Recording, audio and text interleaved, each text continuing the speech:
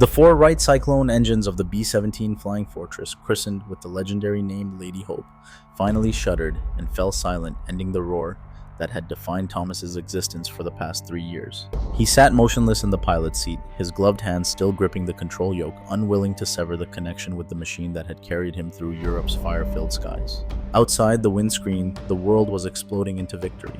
The runway was packed with cheering crowds, flags whipping wildly to the rhythm of peace, and families desperately searching for their loved ones.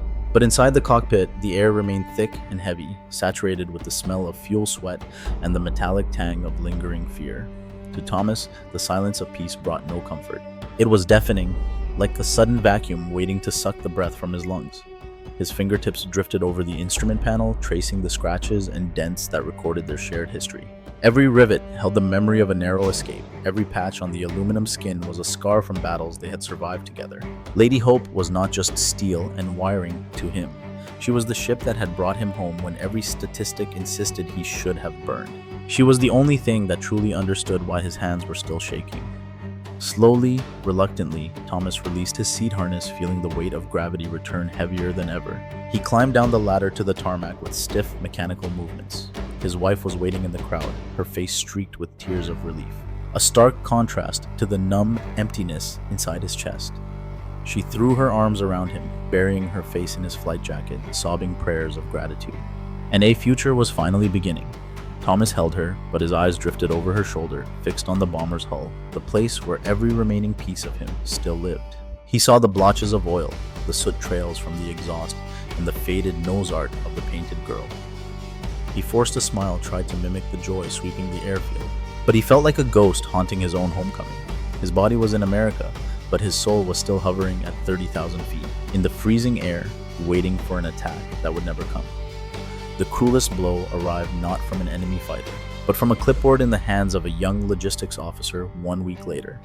The war was over, the officer explained with bureaucratic detachment, and the massive fleet that had liberated a continent was now considered surplus. They were obsolete assets, a burden to taxpayers. A liquidation order had been issued. Thomas listened as the man described Lady Hope as if she were a broken oven or a pile of scrap lumber.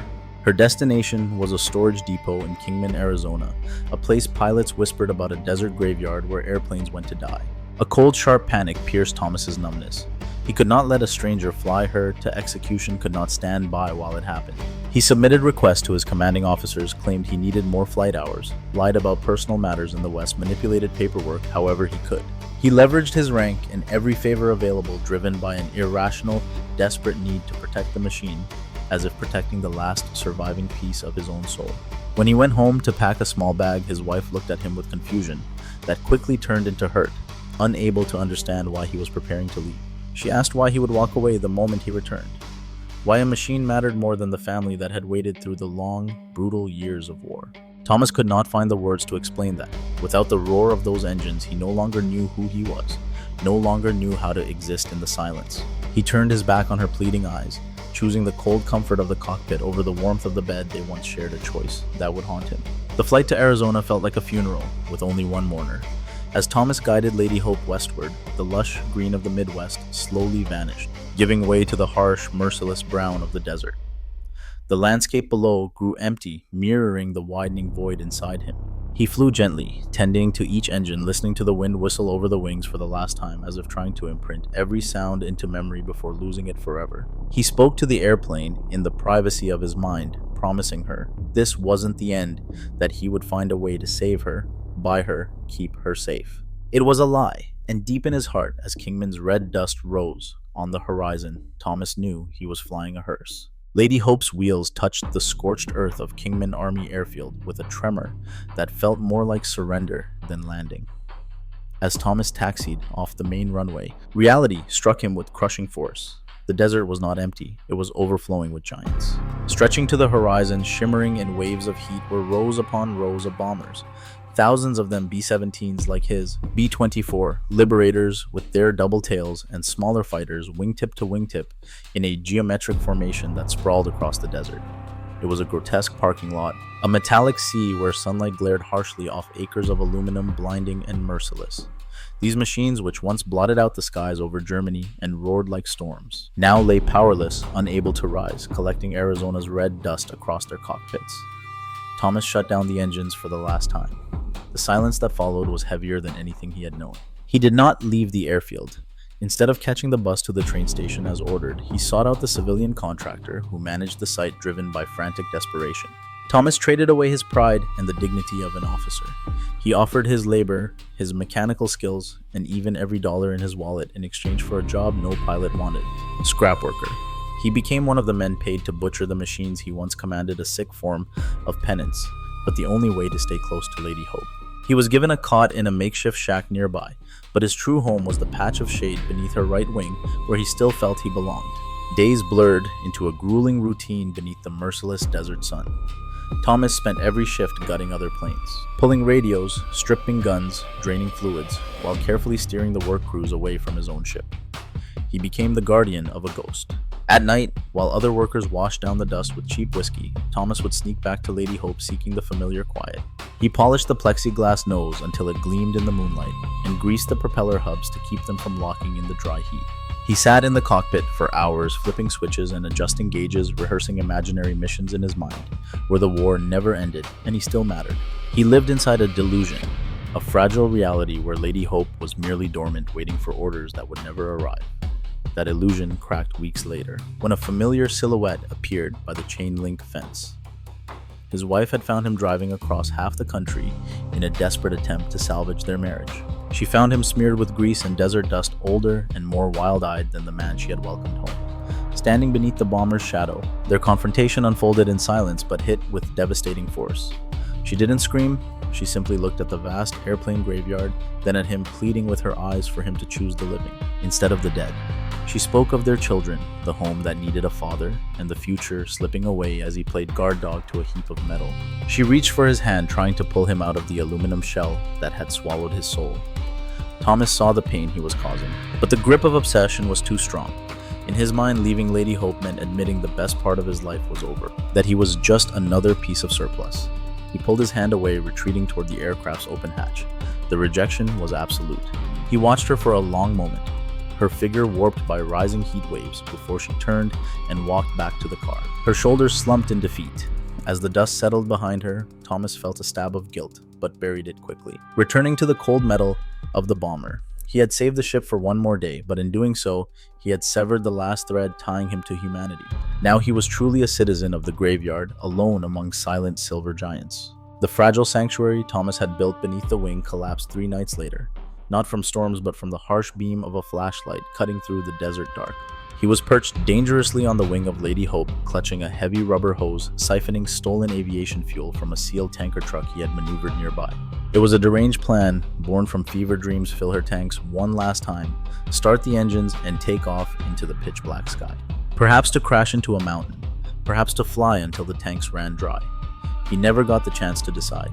The foreman and 2 military police officers dragged him off the wing, rough hands pinning him to the tarmac, extinguishing the plan before it fully formed. There were no shouted interrogations, only the strained breathing of the struggle and the metallic click of handcuffs snapping shut in the quiet night.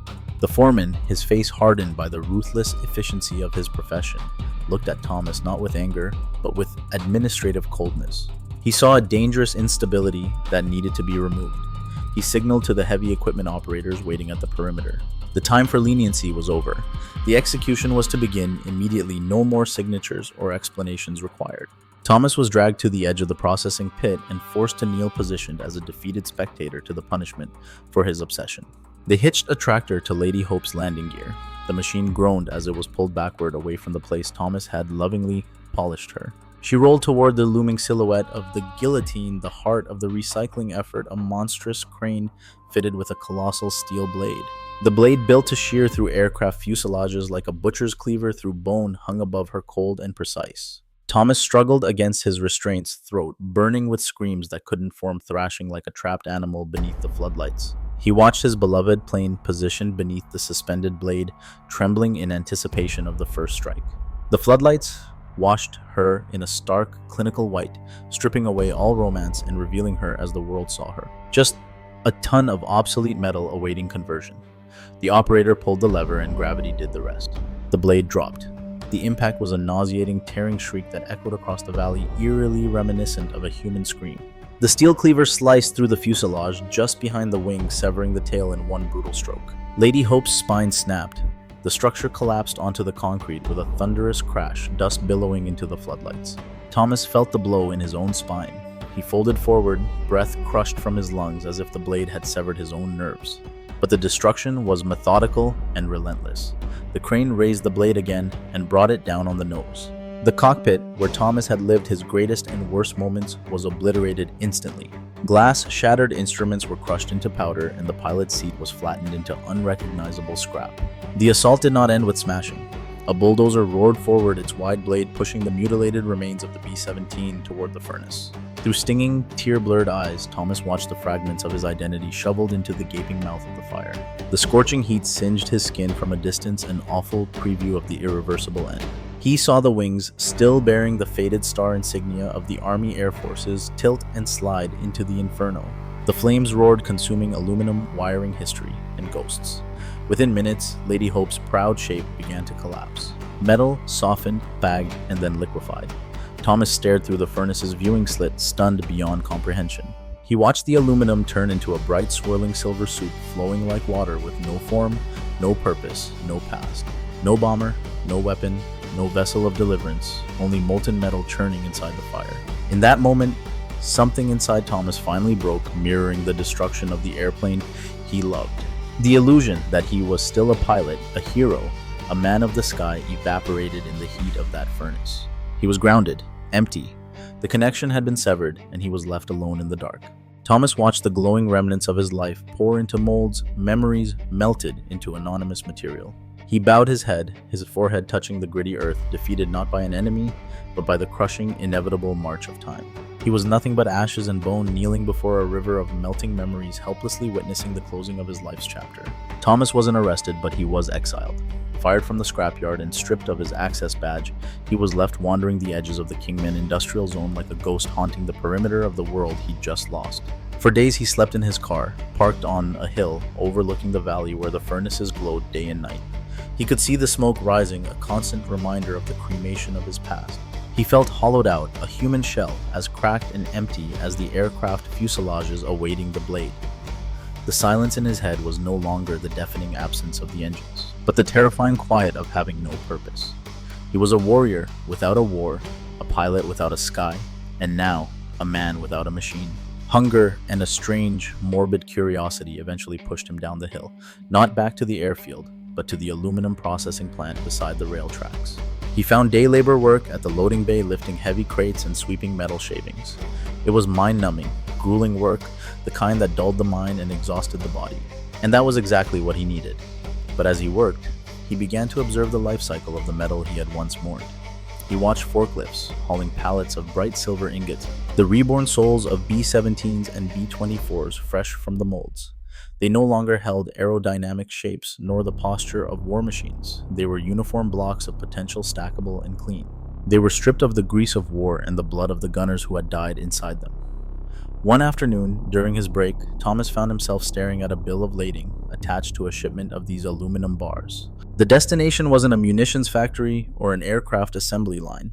It was a Midwestern manufacturing plant specializing in prefab homes and consumer goods. He watched the metal being loaded onto rail cars, destined to become siding for suburban houses, storm-proof window frames, and kitchen pots for families. The realization hit him with the force of a physical blow, making him stagger. Lady Hope had not vanished. She had not been destroyed. She had been transformed.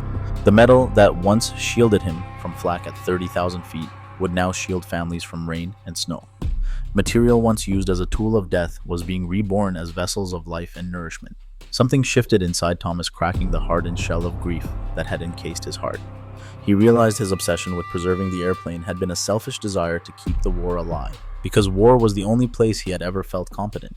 But the metal had moved on. It had accepted its new purpose in peacetime. Why couldn't he? With his first paycheck from the loading bay, he didn't buy whiskey. He walked to the company store and purchased a large roll of aluminum sheeting and a box of high-quality roofing nails. He held the bright, flexible metal in his hands. It was lighter than the armor of a bomber, but it rang with the same resilient spirit of metal. He drove home. This return was different. He wasn't fleeing toward an illusion, but returning to a reality he had neglected. As he pulled into the driveway, the house looked smaller and more worn than he remembered. The sagging roof missing shingles, peeling paint scars from his long absence, and from his wife bearing every burden alone. He didn't go to the front door to beg forgiveness. Words felt cheap and inadequate after what he'd done. Instead, Thomas set up a ladder. He climbed onto his own roof, the roll of aluminum slung over his shoulder. For the first time in months, he felt the familiar sensation of being lifted off the ground, of touching wind and sky. But this time his hands were not on a control yoke, they held a hammer. He began to work, patching leaks and reinforcing the seams of the roof with the gleaming metal. The rhythm of the hammer striking the nail became a new kind of music, replacing the ghostly roar of propellers. Clink, clink, clink. It was the sound of building, of healing, of protection. He worked with the precision of a pilot, ensuring every joint was tight, every line straight. He was building a shelter. He was using the essence of what he loved to protect the people he loved. Below him, the living room curtain shifted slightly. His wife was watching, not with the anger she'd carried at the scrapyard, but with a cautious recognition slowly forming. She saw a man finally stepping down from the clouds to build something on the ground. Years passed not with the violent speed of aerial combat, but with the steady rhythm of the seasons. The sharp edges of Thomas's trauma began to dull, smoothed by the friction of everyday life and the quiet dignity of honest work. The true test of his transformation arrived on a humid August night, a decade after he'd watched his past melt into liquid fire. A Midwestern storm, one of those tempests that turned the sky purple and made the earth itself tremble, descended on the town. In the early years after the war, a storm like this would have driven Thomas into the basement. A trembling man, convinced thunder was anti-aircraft fire and lightning. The flash of exploding engines. Noise had once been a trigger, a violent key that opened the door to a room full of ghosts he desperately tried to keep locked away. But tonight, Thomas sat in an armchair, in the living room, an open book resting on his lap, listening to the wind howl outside. The gale battered the house with the force of a physical assault, ripping oak branches from the yard and hurling rain at the walls like buckshot. Above him, the roof held firm. The aluminum panels he had installed years earlier, crafted from the recycled skin of war machines, sang under the pounding rain. The sound of rain on metal was no longer the chaotic noise of destruction. It was the steady rhythm of safety. It was a shield. He glanced at the sofa where his wife had fallen asleep from exhaustion, and at his children sprawled on the carpet playing Monopoly, completely unbothered by the raging storm. They were dry, they were warm.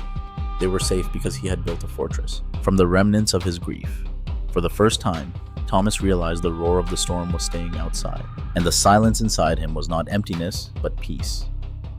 By morning, the storm had washed the world clean. The air was fresh, carrying the scent of wet soil and ozone. Thomas drove his pickup to the small brick building at the edge of town, bearing the sign Phoenix Machine Works. This was his domain now. It wasn't a cockpit, and he didn't command a crew of 10. But the work he did here carried a purpose far heavier than dropping bombs. The shop was filled with the smell of machine oil and the hum of lathes. Thomas walked the aisles, inspecting finished products ready for delivery. There were rows of sturdy, lightweight aluminum crutches for the local hospital, designed to help polio survivors walk again. There were durable, precisely cut gears for tractors that would harvest corn to feed the nation. And in the corner, there was a pile of shiny toy airplanes, cast from scrap aluminum, waiting to be painted. He picked one up, feeling its cool weight. It was shaped from the same alloy that had once formed the body of a B-17 or the wings of a Mustang. He had taken the tools of death and performed a kind of industrial alchemy, transforming them into instruments of healing and objects of joy. He was no longer the pilot who destroyed cities. He was the craftsman building the future. The guilt that had once sat in his gut like a block of lead had evaporated, replaced by the quiet satisfaction of being useful. He hadn't forgotten the war, nor the crewmates who never returned. But he was no longer buried with them. He was honoring them by living a life they never got the chance to live.